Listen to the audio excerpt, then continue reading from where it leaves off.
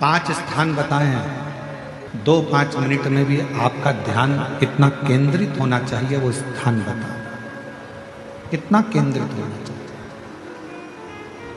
पहला, जिस समय पर तुम्हें समय मिले, तुमको लगे कि अब मेरे को भगवान को दीप लगाना, दिया लगाना, 5 स्थान पर तुम्हारे ध्यान की केंद्रता होना चाहिए।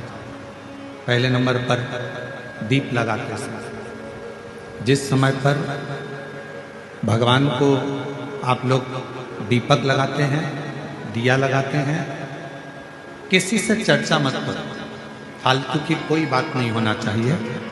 दीप लगाना मतलब ज्योति को उत्पन्न करना, और ज्योति को उत्पन्न करना मतलब ज्योतिर्लिंग को प्रकट करना।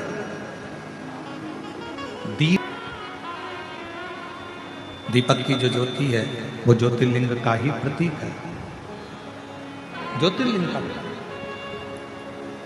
इसलिए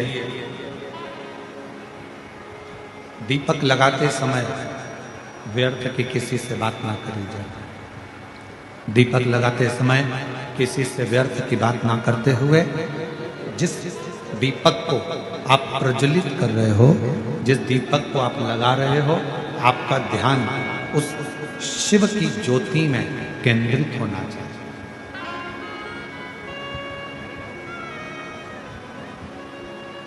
भगवान शंकर की ज्योति में आपका ध्यान केंद्रित, और शिव की ज्योति में जब आपका ध्यान केंद्रित होगा, भगवान शंकर की ज्योति में जब आपका ध्यान केंद्रित होगा, तब आप स्वयं भगवान शिव का साक्षीकरण 2 क्षण में कर दो।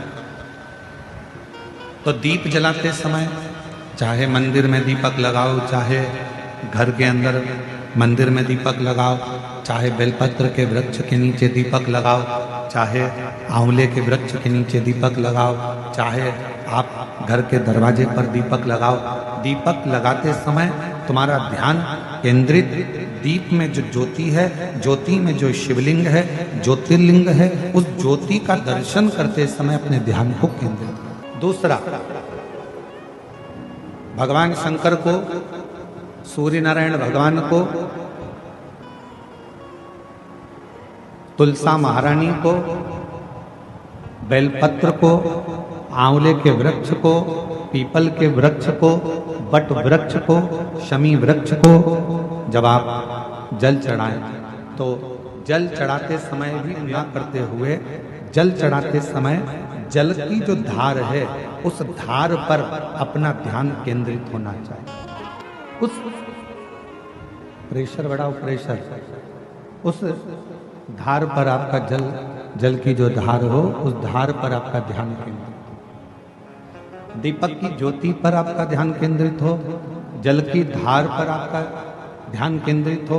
तीसरे नंबर पर कहा गया, तीसरा स्थान जो कहा गया, जब भगवान शंकर के मंदिर में, देवता के मंदिर में, देवालय में, शिवालय में जब आप भगवान को प्रणाम करने के लिए, नमन करने के लिए नीचे झुके हो, उस समय पर आपका ध्यान भगवान के चरणारविंद में केंद्रित होना चाहिए।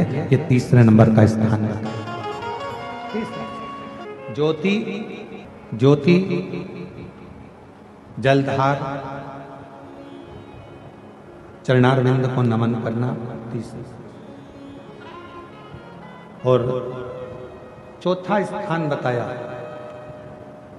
नंदी के पास जब आप बैठो, हमने पहले भी कथा में कहा, जब कोई बहुत ज्यादा, बहुत बड़ा कोई तकलीफ, कोई कष्ट, कोई दुख, कोई परेशानी आपकी जिंदगी में यदि आ गई हो, तो नंदी के पास शंकर जी को जल चढ़ाने के बाद 2 मिनट, 2 क्षण, 1 मिनट, 5 मिनट, जितना मिल जाए, आधा मिनट, 1 सेकंड नंदी के पास बैठना चाहिए। नंदी के, और कौन सा स्थान बताया, तो कहा नंदी का जो पांव, आगे का एक चरण नंदी का उठा हुआ रहता है। दर्शन करें आप लोगों ने, किस किस ने करे जरा हाथ उठाओ, करें सब लोगों ने। नंदी का आगे का एक पांव उठा हुआ होता है।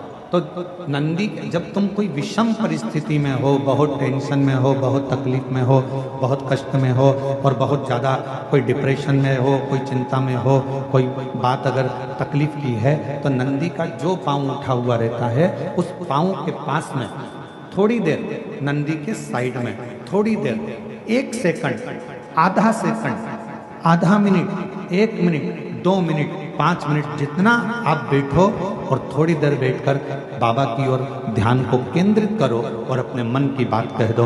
वो चौथा स्थान बताया मन को केंद्रित करने।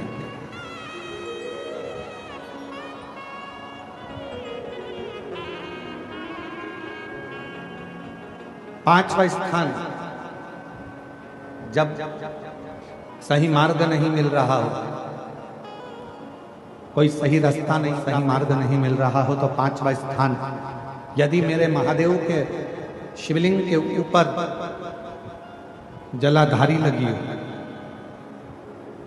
तो मंदिर में गए, शिवालय में गए और भगवान शंकर के शिवलिंग के ऊपर यदि जलाधारी लगी हो, तो जब आप भगवान शंकर के मंदिर से बाहर निकल रहे हो, तो बाहर निकलते समय अगर आपको दरवाजे पर खड़े होकर जलाधारी का यदि दर्शन हो जाए, तो 2 क्षण के लिए उसका दर्शन भी केंद्रित कर सकते हो। ये 5 स्थान ऐसे हैं जिन स्थान पर अपने भगवान के चरणारविंद को, भगवान के दर्शन को केंद्रित किया।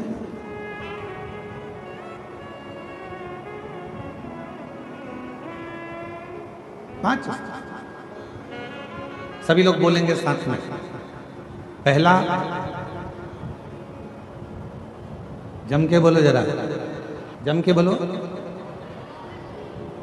आवाज नहीं आ रही है। दीपक की ज्योति। दूसरा, जम के बोलो जरा, जल की धार। तीसरा, चरणों को प्रणाम करना। चौथा, नंदी के पास में, चरण के पास में बैठकर अपने मन की दशा को कहना। और 5वां, भगवान के ऊपर जो जलाधारी लगी होती है, उस जलाधारी का दर्शन कर फिर अपने घर की। 5